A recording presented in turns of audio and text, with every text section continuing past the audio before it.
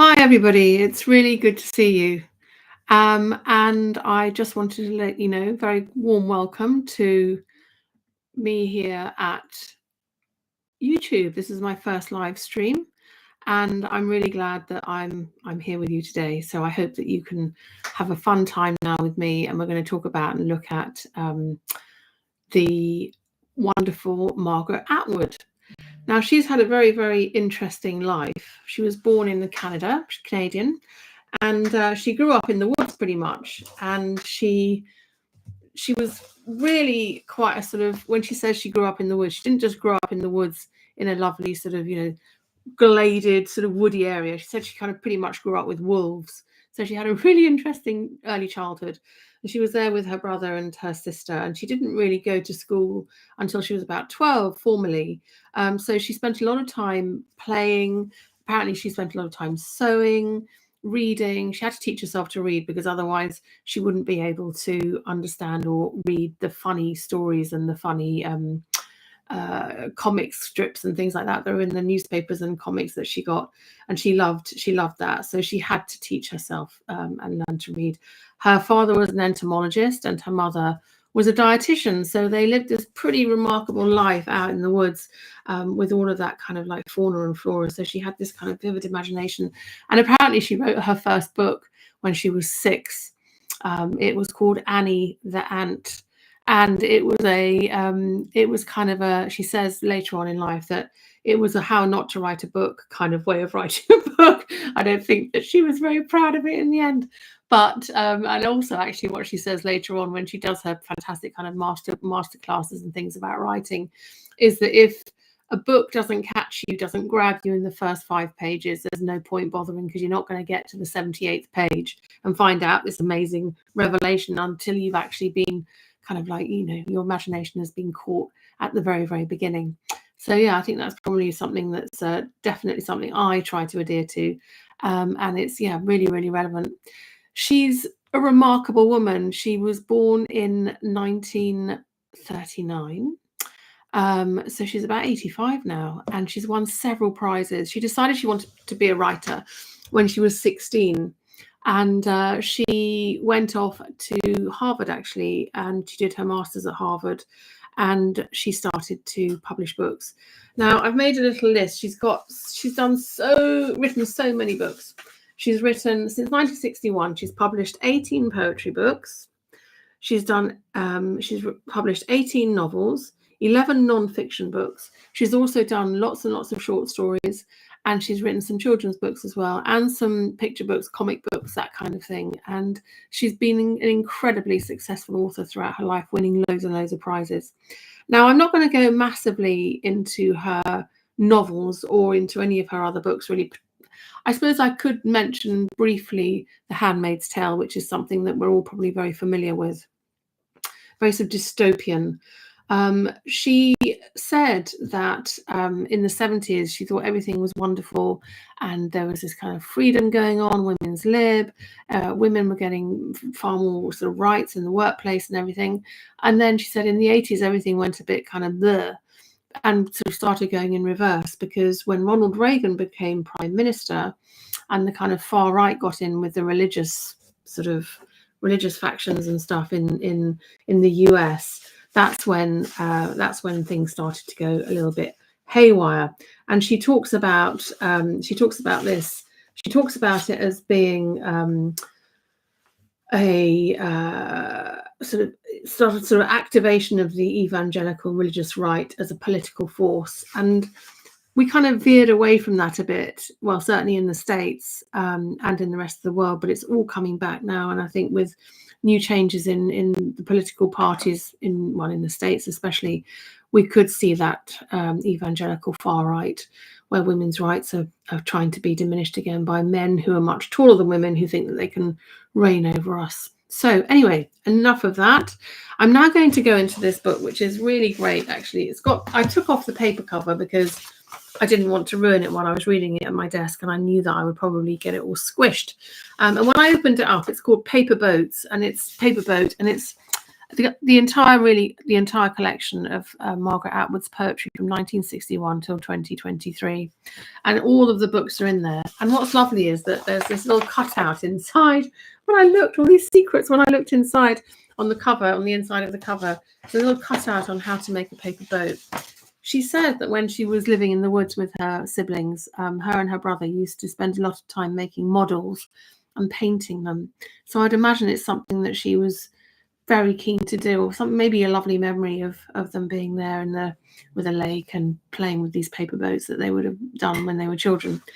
I am going to go I'm going to ignore the first the first massive section of the book, and I'm going pretty much to the end of the book, which is a selection of poems that she's written more recently, and a lot of them are to do with loss, and a lot of them are to do with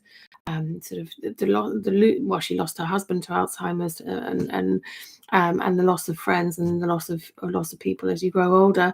I suppose that becomes a way of life, really, very sadly.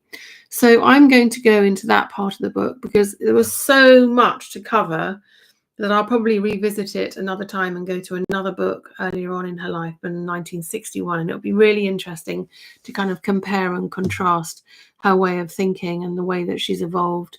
I think Margaret Atwood has got a very sort of quite a dark sense of humour, and she looks at things in a very, very clever and a very sort of succinct way, and she's extremely brilliant when it comes to use of language. So let's just see what we've got here. I read a few earlier, and I thought I would read these as first, and then perhaps we might just do a little bit of sort of free diving into the book and see where we end up. I'm going to start at the beginning of this part of the book, which is, where is it? Let's find it. I had it all marked out, and now it's all gone. It's called The Door. This book is called, part of the book is called The Door. And I'm going to read from the beginning, one of the beginning, very appropriate poems called Butterfly. My father, 90 years ago, at the age of, my guess, 10, walked 3 miles through the forest on his way to school. Along the sedgy Wetford shore of the brimming eel-filled, rush-fringed peat-brown river, leaving a trail of jittering black flies, his hands already broad and deft at the ends of his fraying sleeves. Along this path he noticed everything, mushroom and scat, wild blooms, snail and iris, club moss, fern and cone. It must have been an endless breathing in between the wish to know and the need to praise. There was no seam. One day he saw a drenched log floating heavily downstream, and on it a butterfly. Blue as eyes.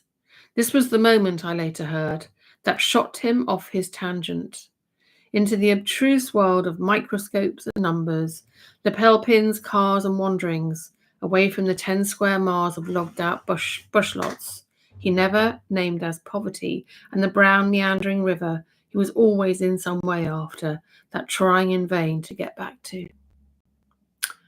I think it must be really interesting being an entomologist, doing something that you so love that you just get absolutely captivated and obsessed by it, and it's something that you have to do, and you take your entire family and you go into the woods and you hunt and you search for butterflies for the rest of your life. How cool is that? I'm going to now read a poem about her mother, because her mother was a dietitian, so it'd be interesting to see what she says about her mother. My mother dwindles and dwindles and lives.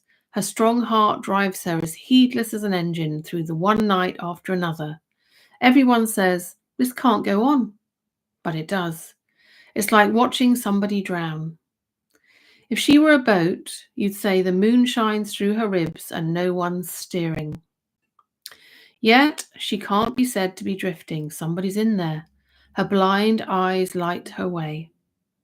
Outside in her derelict garden, the weeds grow almost audibly, nightshade, goldenrod, thistle. Each time I hack them down, another wave spills forward.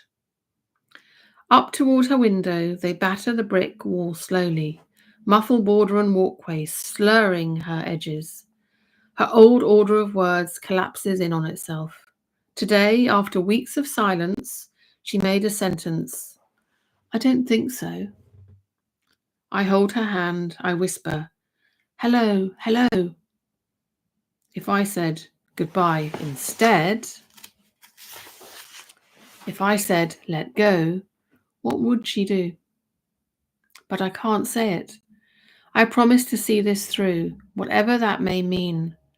What can I possibly tell her? I'm here. I'm here.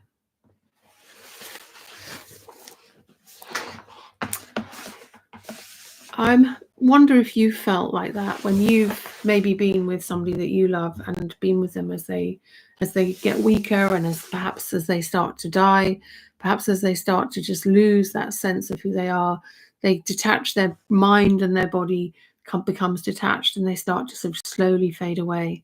I think that's very accurate what she says. What can you say? If you say let go, will they let go? Will they then be free to go? But do you really want them to go? Or do you just say, I'm here, I'm here? Okay, I'm going to read a poem in this book called Crickets. Again, Margaret Atwood. September, wild aster, fox grapes, tiny and bitter, the indigo taste of winter already blooming inside them. The house is invaded by crickets. They've come inside for the warmth. They creep into the stove and behind the refrigerator, make sorties across the floor, singing to one another, here, here, here, here. We step on them by mistake or pick them up, dozens of them, dozens of wriggling black consciences, and throw them out the door. There's nothing for them to eat, not with us. No more harvests or granaries, only tables and chairs. We've become too affluent. Inside, they'll die of hunger. Wait, wait, wait, they say. They fear they'll freeze. Under the broom, their dark armour crackles. The ant and the grasshopper have their places in our bestiaries. The first stows wealth, the second spends. We hold the middle ground, approve the ant, head, love the heart, grasshopper, emulate both. Why choose? We hoard and fiddle. As for the crickets, they've been censored. We have no crickets on our hearths. We have no hearths. Nevertheless, they wake us at cold midnight. Small, timid voices we can't locate. Small watches ticking away, cheap ones, small tin memotones. Late, late, late, late. Somewhere in the bed sheets, in the bed springs, in the ear, the hordes of the starved dead come back as our hearts beats. Have you ever been infested by something? Something like crickets or ants. We used to have flying ants when I was in my old family house. And every sort of end of June, it was the end of June before they changed the date for the Wimbledon Tennis Championships. And it would always be that first week of the tennis champions, the last week of June. And it would get really hot. And all of a sudden, all over Wimbledon, these flying ants would just rise up from the ground and fly everywhere. They came up through the tennis courts, they came up through our house, they came up everywhere, and they would just fly and they would stick themselves onto our windows and our glass doors and anywhere that they were trying to get out. They came in through a little hole by my Argo in the kitchen, and I'd come home and they'd suddenly all be there. And they'd be trying desperately to get out and fly away, but they would die so fast. I think they come out and they breed, don't they? And then they just they die. And that's what they do every year. Strange, but true. I'm going to go a little bit further on in this part of the book, and I'm going to read a poem about Frida Kahlo. And Frida Kahlo has also become a bit of an icon. And she's almost sort of so iconic that everything about her is recognizable, isn't it? Her headdress, her braids, her clothes, her jewelry, her eyebrows, her lipstick, everything. She's recognizable anywhere and everywhere in the world. And this is a poem about Frida Kahlo, San Miguel, Ash Wednesday. You faded so long ago, but here in the souvenir arcade, you're everywhere. The printed cotton bags, the pierced tin boxes, the scarlet t-shirts, the beaded crosses, your coiled braids, your level stare, your body of a deer or martyr. It's a meme you can turn into if your ending's strange enough and ardent and involves much pain. The rope of a hanged man brings good luck. Saints dangle upside down or offer their breasts on a plate, and we wear them, we invoke them, insert them between our flesh and danger. Fireworks 2 streets over, something's burning somewhere, or did burn once. A torn silk veil, a yellowing letter. I'm dying here. Love on a skewer, a heart in flames. We breathe you in, thin smoke, grief in the form of ashes. Yesterday, the children smashed their hollowed eggs on the heads of others, baptizing them with glitter. Shell fragments litter the park like the wings of crushed butterflies, like sand, like confetti. Azure, sunset, blood, your colours.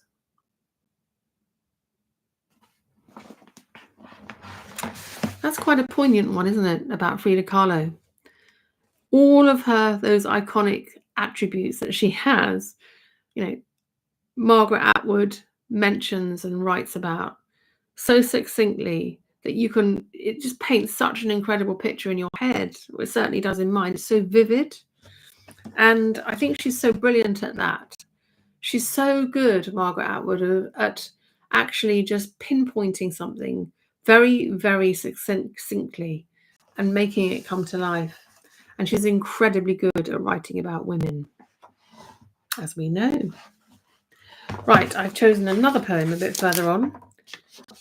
It's called Enchantment. If this were a story I was telling my sister, a troll from the mountain would have stolen her, or else a twisted magician turned her to stone, or locked her in a tower, or hidden her deep inside a golden flower. I would have to travel west of the moon, east of the sun. To find the answer, I'd speak the charm, and she'd be standing there, alive and happy, come to no harm. But this is not a story, not that kind of a story. That's kind of very open-ended poem, isn't it? About loss. If this were a story I was telling my sister, a troll from the mountain would have stolen her, or else a twisted magician turned her to stone, or locked her in a tower, or hidden her deep inside a golden flower. I would have to travel west of the moon, east of the sun, to find the answer. I'd speak the charm, and she'd be standing there, alive and happy, come to no harm. But this is not a story, not that kind of story. When Margaret Atwood was little, she used to read fairy stories. She used to read some gruesome fairy stories like Grimm's fairy tales and Hansel and Gretel and Little Red Riding Hood and things like that. And she said that they were all about cannibalism because they're all about pretty much, well, a lot of them are about people eating each other or animals eating each other, like the 3 Little Pigs. And she used to make puppets. So she used to make these puppets with her brother and her sister, and she would put on these puppet shows. And she said they were kind of cannibal puppet shows because that's what they would do. They'd end up trying to eat these humans, like the witches trying to eat the children, and the wolf dressed as the grandmother trying to eat Little Red Riding Hood, and the 3 Little Pigs huffing and puffing, and the wolf trying to eat them all. So I suppose it's all about eating people and eating things, eating animals. So it's a bit gruesome, really. And I think a lot of her books have got that kind of dark, satirical, kind of dark sense of humour to them as well. And they're interesting. And I like these very open-ended poems. I think they leave our minds sort of thinking about what the ending is going to be or what happened next. It's almost a bit like a fairy story or a story, isn't it? You read to a child at night and then you say, well, you'll have to wait till tomorrow night to hear the rest or to hear the next chapter. I like that. Gonna have some water. I've chosen another poem. It's called September Mushrooms. Now, I was out today walking my dog and I saw so many different fungi and mushrooms growing under the leaves, around the leaves. And it's November now. So I think we must have had a good year for fungi this year, because obviously they do come at the end of September in this country. So here we go. It's called September Mushrooms. I missed them again this year. I was immersed elsewhere when the weather broke and enough rain came. In the tree shade, stealthily they nosed up through the sandy loam and the damp leaf litter. A slither of colour, then another, bringing their cryptic news of what goes on down there, the slow dissolve of linum, the filaments and little nodes like fists assembling their nets and mists. Some were bright red, some purple, some brown, some white, some lemon yellow. Through the night they nudged, unfurling like moist fans, living sponges like radar dishes, listening. What did they hear in our human world? Of so-called light and air. What word did they send back down before they withered? Was it beware? Look, the remnants, a leathery globe of dusty spores, a nibbled pebbly moon, a dried half sphere, a blackened ear. I love that. I missed them again this year. I was immersed elsewhere when the weather broke and enough rain came. In the tree shade, stealthily they nosed up through the sandy loam and the damp leaf litter. A slither of colour, then another, bringing their cryptic news of what goes on down there. And slow dissolve of linum, the filaments, the little nodes like fists, assembling their nets and mists. Some were bright red, some purple, some brown, some white, some lemon yellow. Through the night they nudged, unfurling their like moist fans, living sponges like radar dishes, listening. What did they hear in our human world of so-called light and air? What word did they send back down before they withered? Was it beware? Look, the remnants, a leathery globe of dusty spores, a nibbled pebbly moon, a dried half sphere, a blackened ear. I think it's fascinating that we're beginning to know and learn so much more about fungi, mushrooms, and all sorts of different things, different biospheres that live in our woods and our countryside, under the ground, roots talking to each other, plants communicating, and all of the spores going under the ground and creating these filaments of communication and these little tentacles of life that reach out and talk to each other and speak to each other.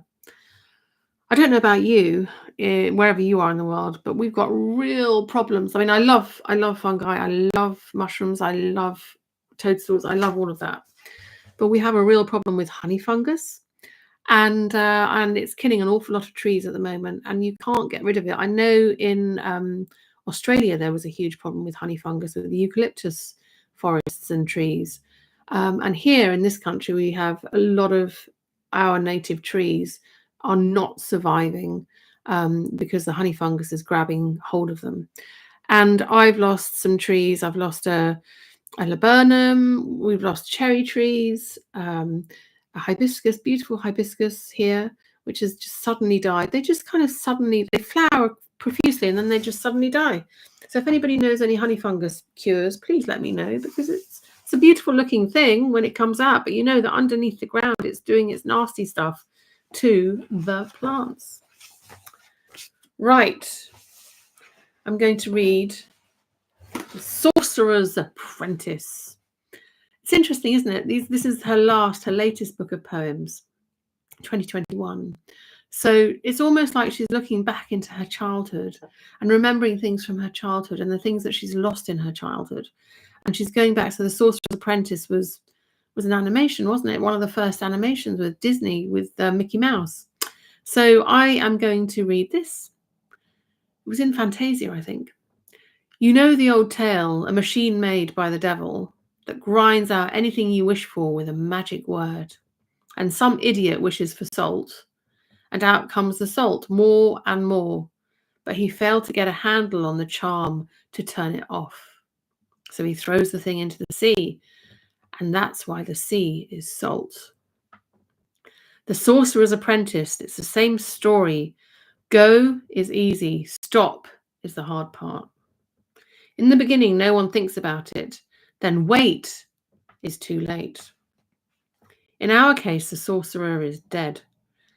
Whoever he was to begin with, and we've lost the instructions, and the magic machine grinds on, spewing out mountains of whatnot, and we throw it all into the sea, as we have always done, and this will not end well. How true is that?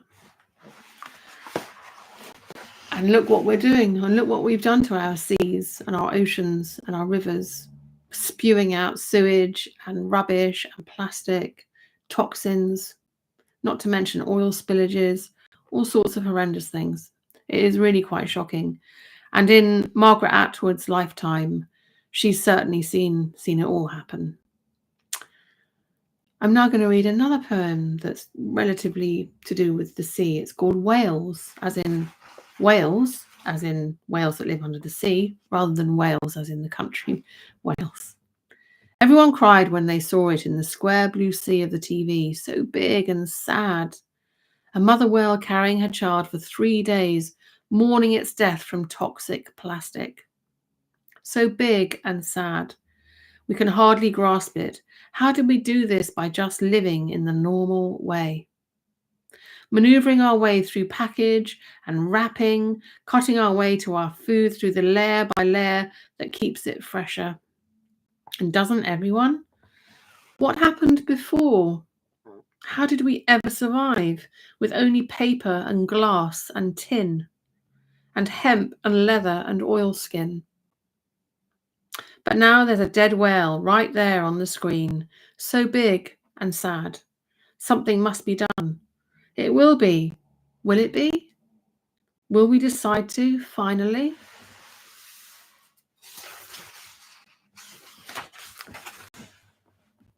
That's very, very sad. And I know, for one, having read Margaret Atwood's poems and having sort of paid attention to what's going on around me, I've made a very conscious decision to try to just buy things without plastic packaging if I can. And living kind of pretty much on my own a lot of the time, I will just buy 2 bananas, and I will just buy 1 avocado, and I will just buy, whatever it is, an apple, and just throw it in my bag. And I've saved so much on packaging and rubbish and plastic, and it's a very, very good thing to do, to be aware of. And then we won't be seeing these big, sad mothers and their baby whales dead on our television screens, wrapped and choked and just dead from, consuming plastic in our oceans.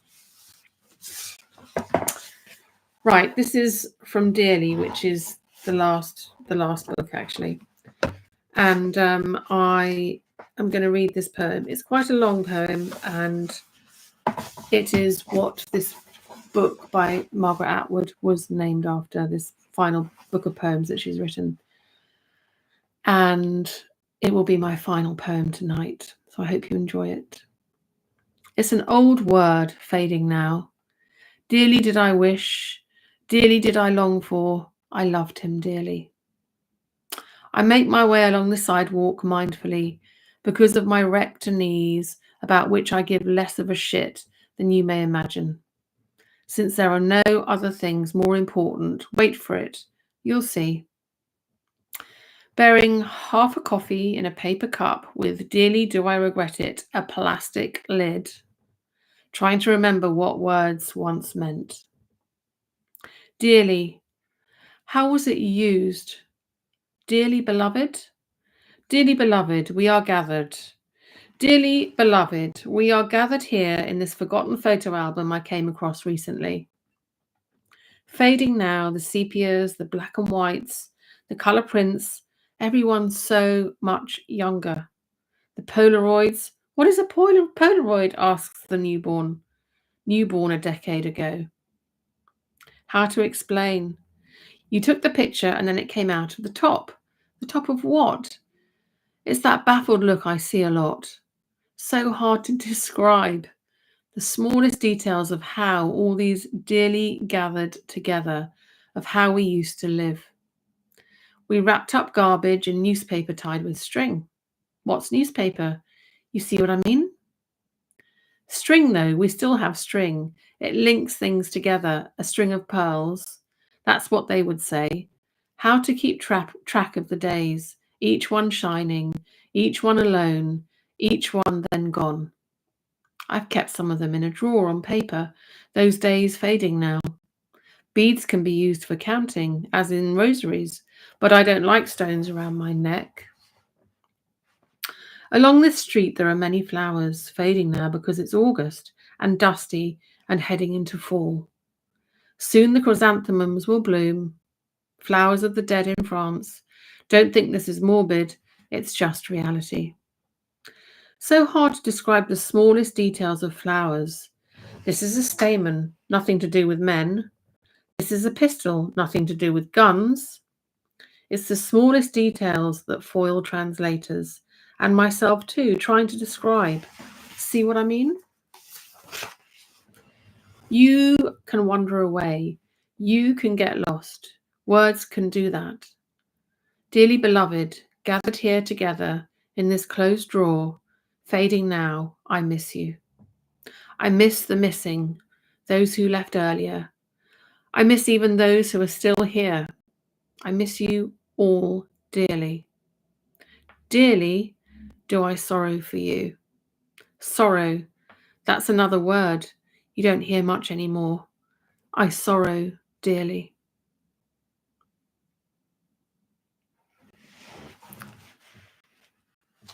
I think that's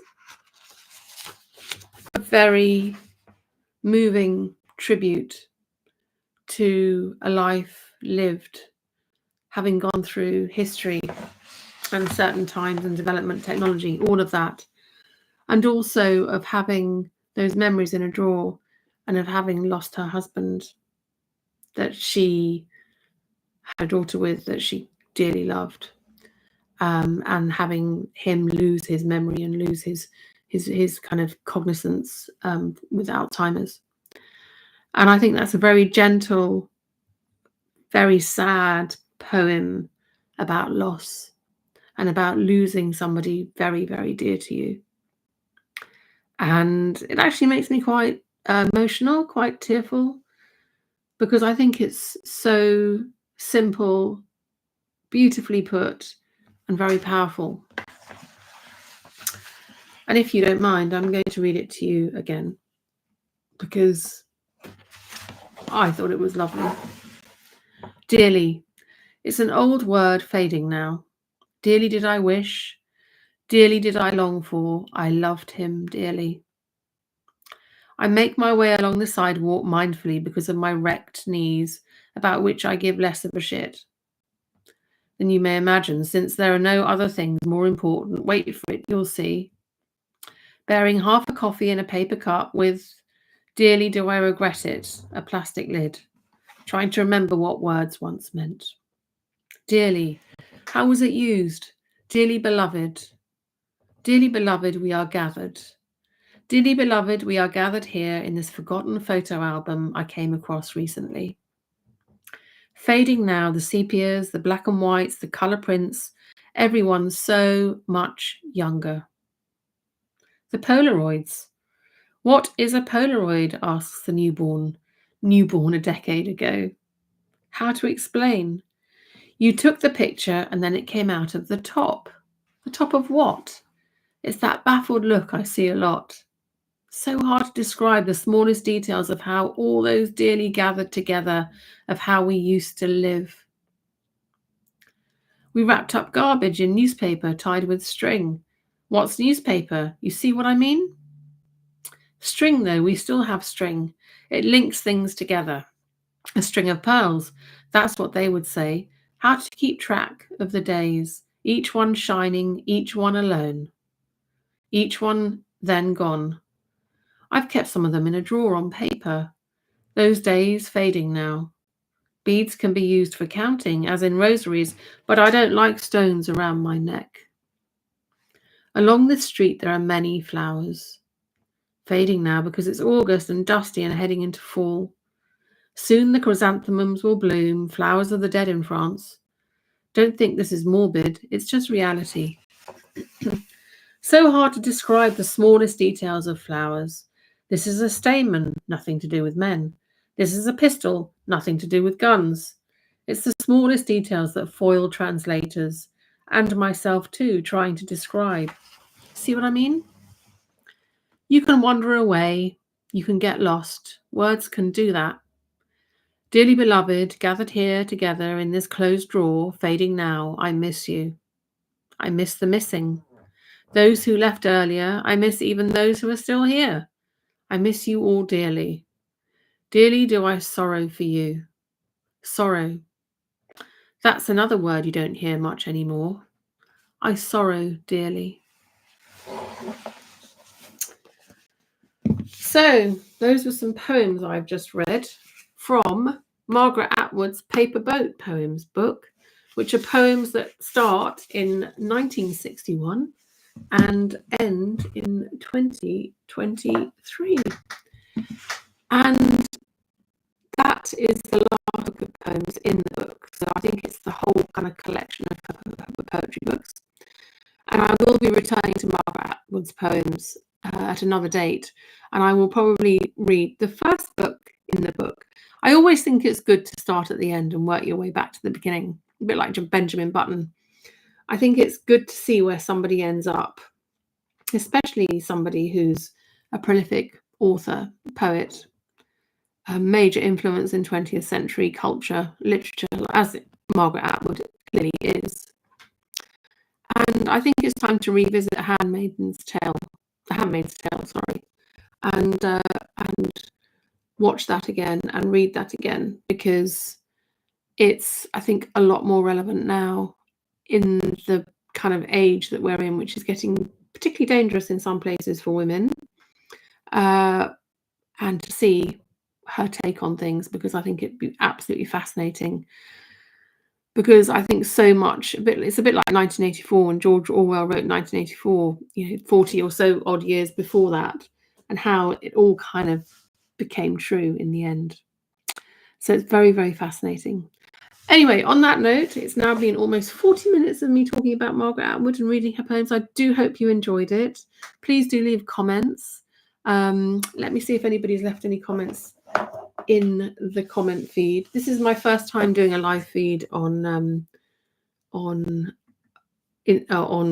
YouTube, and so I hope that you've enjoyed it. So please do leave comments. I'd like to keep the discussion going.